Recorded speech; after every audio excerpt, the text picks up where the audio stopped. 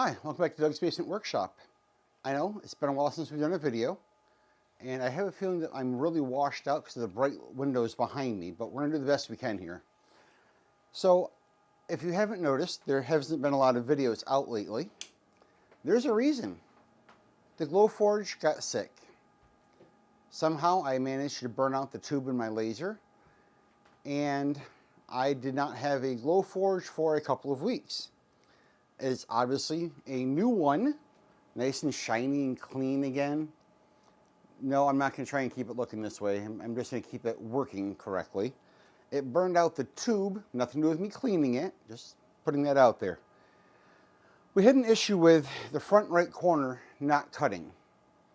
And we contacted Glowforge and they sent us all these directions on doing proof grade cuts and proof grade material, and this should fix it. When I first set up my Glowforge, I remember being really diligent. After we've had this problem, I remember setting up the Glowforge and being really diligent about making sure the table was flat and level. Well, as you can see, I bought a tool cart here, and we have our Glowforge sitting on a tool cart now. And I kind of assumed, which was bad, that my tool cart was rigid enough that it would have a perfectly dead flat top, no matter where I put it. If you haven't guessed the story here, it's not. It was twisted. So I had to shim up one side of my Glowforge with some wood. I have some shims over here.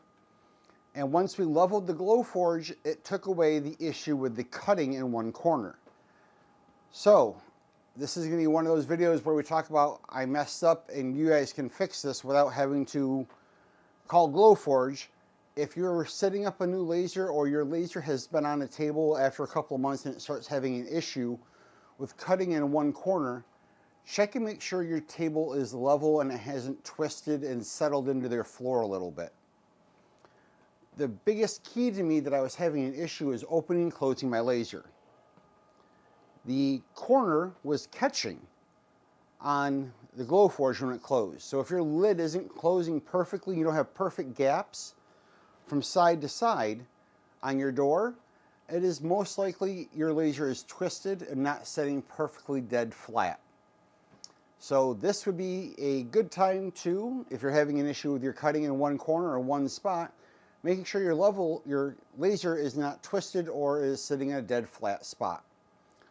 Painful lesson. It took me 4 sheets of wood to figure this out in about a week.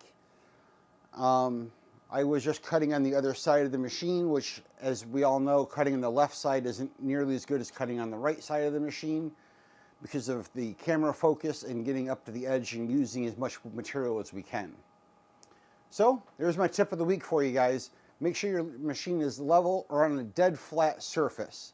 It doesn't necessarily have to be perfectly level, but it has to be dead flat surface. Yes, there is a difference.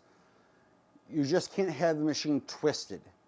It could be sitting just a hair off to one side or the other for level, but not on a crooked or twisted surface. Thanks for coming over and watching and learning about how I messed up my laser for my second installation of a laser. I got to tell you, the Husqvarna tool cart is pretty awesome. We love the drawers, we love the slides. We have quite a bit of material in the drawers, and it doesn't seem to have any issue with holding the weight of acrylic and wood and all the parts I use for assembling different projects in the drawers. So the cart is holding up really well. We have noticed that the cart, even when the wheel is locked, the wheels spin. So wheels aren't rolling any place, but they're spinning when the machine is doing its scoring and cutting, because that's the part where the machine is moving its fastest and it tends to cause a little bit of vibration.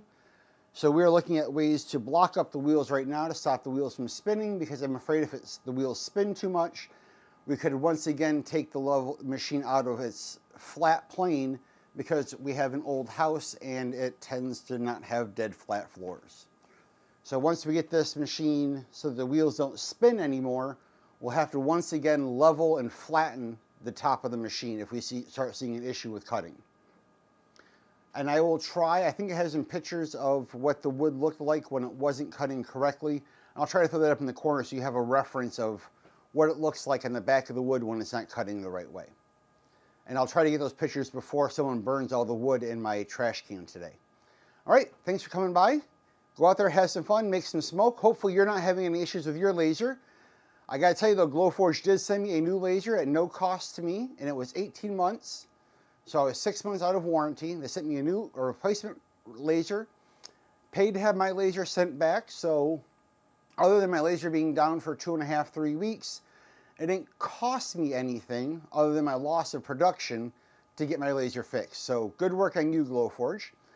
And if you have any questions, feel free to drop them down below, or any other tips and tricks on how to flatten or level your laser, throw them down below in the comment section. I'll see you guys in the next video. Like and subscribe down below. Yeah, little button, subscribe, got a little bell on it. Should change to gray when you push it. You didn't push it, I was watching. All right, thanks.